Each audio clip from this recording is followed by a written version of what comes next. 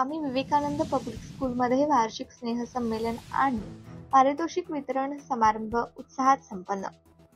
शिराळा येथे स्वामी विवेकानंद पब्लिक स्कूलमध्ये वार्षिक स्नेहसंमेलन पारितोषिक वितरण कार्यक्रम मोठ्या उत्साहात संपन्न झालाय.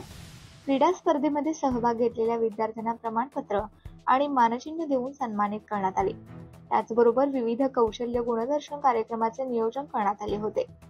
या कार्यक्रमाचे प्रमुख पाहुणे म्हणून शिराळा पोलीस स्टेशनचे पोलीस निरीक्षक सिद्धेश्वर जंगम उपस्थित होते. कार्यक्रमामध्ये विशेष सत्कार माऊली ज्वेलर्सचे मालक सागर सुर्वे यांचा करण्यात आला.